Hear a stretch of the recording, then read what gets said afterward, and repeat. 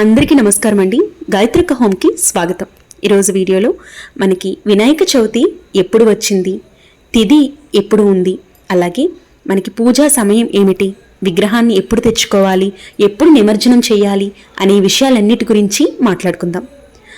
మన ఛానల్ని first time చూస్తున్నట్లయితే వెంటనే సబ్స్క్రైబ్ చేసుకోండి, పక్కనే ఉన్న బెల్ బటన్ని యాక్టివేట్ చేసుకోండి, వీడియోని స్కిప్ చేయకుండా చూడండి. శ్రావణ మాసం పూర్తవ్వగానే భాద్రపద మాసం వస్తుంది. భాద్రపద మాసంలో మనకి పండుగల్లో ముఖ్యంగా గుర్తొచ్చేది వినాయక చవితి.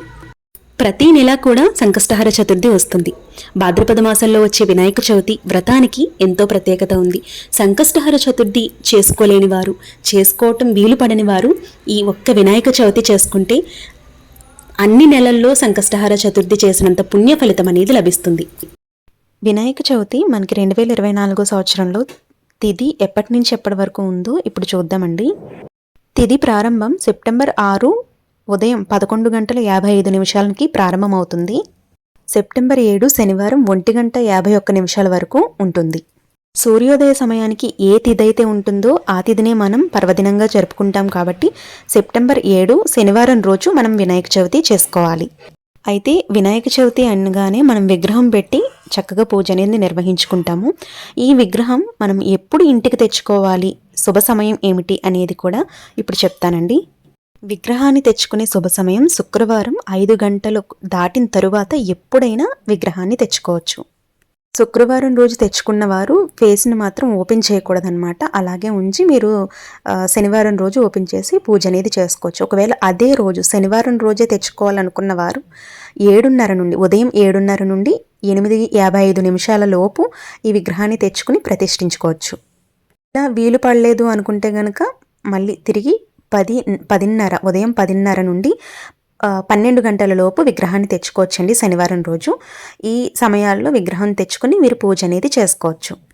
శనివారం నేను ఏ టైం అయితే చెప్పానో ఆ టైంలోనే విగ్రహం తెచ్చుకుని పూజ కూడా నిర్వహించుకోవాల్సి ఉంటుంది. వినాయక చవితి మనం బ్రహ్మముహూర్తంలోనే పూజ చేసుకోవాలనే నియమం ఏమీ లేదండి. మనకి ఈ శుభ సమయంలో ఎప్పుడైనా కూడా ఈ పూజని నిర్వహించుకోవచ్చు. మనకి శనివారం రోజు ఈ వినాయక చవితి తేదీ 1:55 వెళ్ళిపోతుంది కాబట్టి ఈ 1 లోపే మీరు పూజ అనేది పూర్తి చేసుకోవడానికి ప్రయత్నించండి.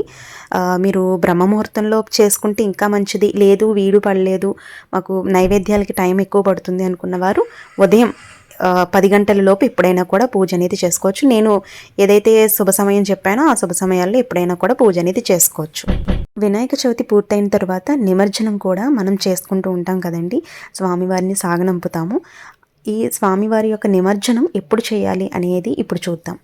ఒక్కరోజే పెట్టి స్వామివారిని కదపాలి అనుకున్న వారు ఉంటారు కదండి. వాళ్ళు శనివారం ఉదయం పూజ అయిన తర్వాత సాయంత్రం వేళ అంటే 4:30, 5 ఆ టైంలో మీరు స్వామివారిని కదపొచ్చండి. సాయంత్రం వేళ స్వామివారిని నిమజ్జనం అనేది చేసుకోవచ్చు అనమాట.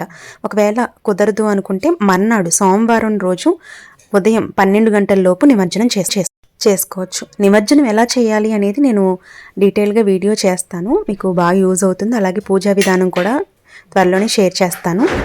ఒకవేళ 3వ రోజు మీరు నిమజ్జనం చేయాలి అనుకుంటారు, 3వ రోజు అంటే సోమవారం నాడు నిమజ్జనం చేయాలనుకున్న వారు శుభ సమయం ఎప్పుడు అనేది చెప్తాను. సోమవారం ఉదయం 7:30 లోపు నిమజ్జనం చేసుకోవాలి, లేదంటే 9:30 దాటిన తర్వాత 10:30 లోపు నిమజ్జనం చేసుకోవాల్సి ఉంటుంది. అయితే చాలామంది 5వ రోజు కూడా నిమజ్జనం చేసే వాళ్ళు ఉంటారు. 5వ రోజు బుధవారం వచ్చిందండి. అష్టమి తిథితో వచ్చిన బుధవారం అంత మంచిది కాదు కాబట్టి 5వ రోజు నిమజ్జనం పెట్టుకోకపోవడమే మంచిది. ఒకవేళ చేయాలి అనుకున్నవారు 3వ రోజే కదిపి మీరు 5వ రోజు కాకుండా 6వ రోజు నిమజ్జనం చేసుకోవచ్చు అనమాట. లేదు అంటే కొంతమంది 9వ రోజులు 11 రోజులు ఇలా పెట్టుకొని నిమజ్జనం అనేది చేసుకుంటూ ఉంటారు. అయితే ఇంట్లో పెట్టిన విగ్రహం మాత్రం మర్నాడే నిమజ్జనం చేసుకోవాల్సి ఉంటుంది. ఎందుకంటే రోజులు గడిచే కొద్దీ ఇంట్లో పెట్టిన విగ్రహానికి దైవత్వం అనేది కోల్పోతుందండి. కాబట్టి మర్నాడే నిమజ్జనం అనేది చేసుకోవాల్సి ఉంటుంది. చూసారు కదండి, ఈ వినాయక చవితి తిథి ఎప్పుడు వచ్చింది, శుభ సమయం ఏమిటి, విగ్రహం ఎప్పుడు తెచ్చుకోవాలి, నిమజ్జనం ఎలా చేయాలి, ఎప్పుడు చేయాలి అనేది. ఈ వీడియో మీకు నచ్చినట్లయితే లైక్ చేయండి, మీ ఫ్రెండ్స్ అండ్ ఫ్యామిలీ మెంబర్స్కి తప్పకుండా షేర్ చేయండి. ఇక రాబోయే వీడియోలో వినాయక చవితి పూజా విధానం, అలాగే వినాయక చవితి మీద వచ్చే డౌట్స్, అలాగే నిమజ్జనం ఎప్పుడు చేయాలి, ఈ అన్నీ ఎలా చేయాలి అన్నీ కూడా నేను డీటెయిల్గా చెప్పబోతున్నాను. మన ఛానల్ని ఫస్ట్ టైం చూస్తున్నట్లయితే సబ్స్క్రైబ్ చేసుకోండి, పక్కనే ఉన్న బెల్ బటన్ యాక్టివేట్ చేసుకోండి. Thank you for watching. రేపటి వీడియోలో మళ్ళీ కలుద్దాం.